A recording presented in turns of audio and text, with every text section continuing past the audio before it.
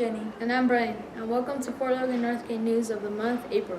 This month, we are going to be showing all of you the secret features in the school, from hidden doors to rooms and many other things that you guys haven't known about.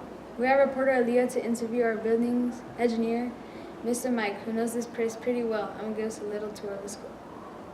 Hi everyone, I'm here with Mike Gomez, or Mr. Mike, as he is known, one of our fantastic building engineers here at Fort Logan Northgate. How long have you worked in Sheridan School District? I worked for the school district for 8 years. Wow, that's a long time. Yeah. Why do you keep coming back? Because I enjoy the kids and instilling words of guidance, words of wisdom, and the job's pretty easy, and yeah. We hear there are some secret places at Fort Logan Northgate. Is that true? There's some certain rooms that students can't go into. Like to the right of us, there's a closet that only certain engineers have access to. So on each level, there's probably about 2 rooms that are like that. Can you take us to some? Yeah. So this is one of the rooms I was talking about that only custodians have access to. This is where all the lights, this is how we control the lights.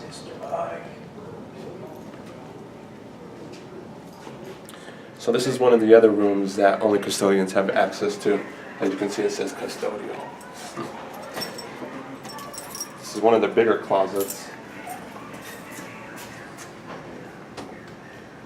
So this is where we keep a lot of our equipment that we do throughout the summer and spring, and all our chemicals that we use.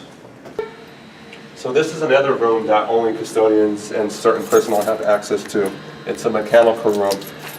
You think of this room as like the heart of the school.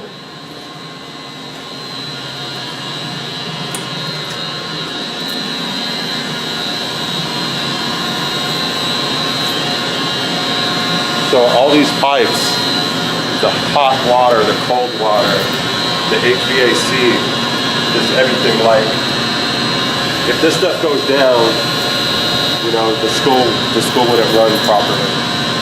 So this is, like I said, this is like the heart of this building. And one cool thing about this building, it's a smart building. So we have these access doors that if there's ever a fire, these drop down here and 20 feet over that way to keep the fire from spreading to the rest of the school. Okay, so sometimes as a custodian, we have to climb on the roof and get, soccer balls, basketballs, footballs. And this building has 3 access points. And I'm going to show you one of the access points.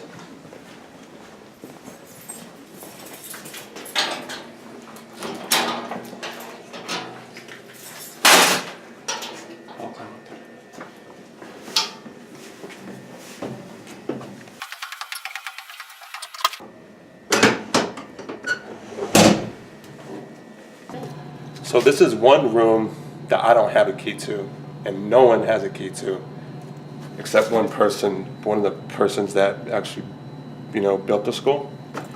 But you open this door and there's nothing there. There's no mechanics, there's no electrical stuff, it's just a room.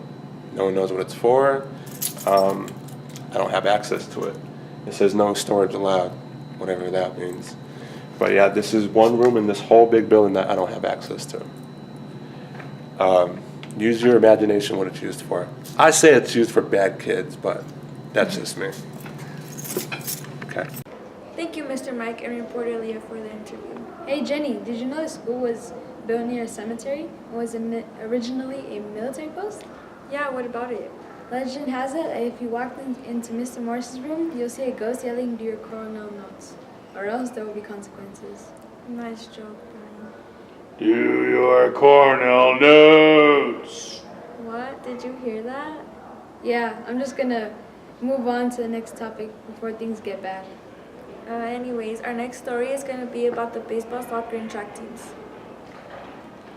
This year's spring sports are in full swing.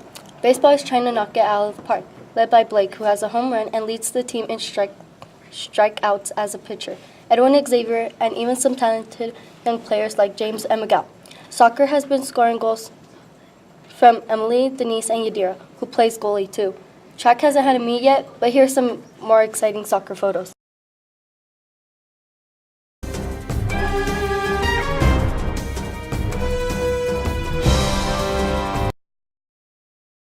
We hope the baseball, track, and soccer teams do well and have fun playing. Anyways, moving on to the next story, we have an interview with our very own Ms. Thwaites, who have been in the district for 33 years. We are freedom to interview Ms. Thwaites about her experiences in the district. What has changed, what is still the same, and if she ever plans on retiring. Thanks, Ms. Thwaites, for meeting with us. Sure. How long have you been teaching here? Well, I've been teaching here since 1983. I started at Alice Terry teaching 2nd grade, and I was also coaching at the high school, the gymnastic team, the girls' gymnastic team.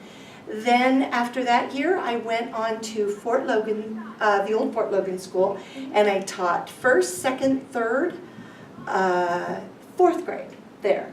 And then later on, moved to the middle school and taught 6th grade. And here I am. Oh my gosh, that's a long time. What has changed during that time? Wow, there's been lots of things that have changed. But the one thing that hasn't changed has been the kids. Kids have been fantastic. This community has been fantastic. I love working with the families and the students in this school, and they have remained the same since the time I started to now. The things that have changed a little bit are obviously the new school, which is pretty exciting, and just a few little things here and there, but like I said, the kids and the community has stayed the same, and I love it here. How can you help your students succeed? Helping my students succeed is making sure that they realize their true potential, that every student has a gift, and their gifts are can not always have been unwrapped, and so teaching them how to unwrap those gifts and how to use their full potential in school can get there. Thank you for your time, Ms. Thwaites, and thank you for teaching us Sheridan kids all these years. You're very welcome. Thank you very much.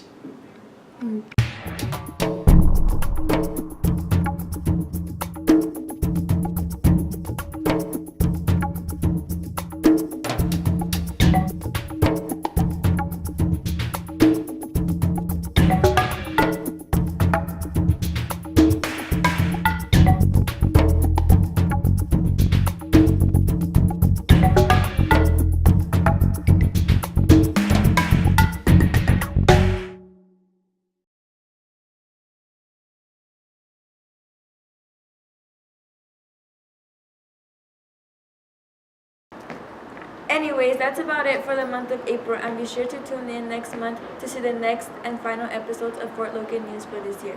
And remember, at Fort Logan Northgate, the possibilities are endless.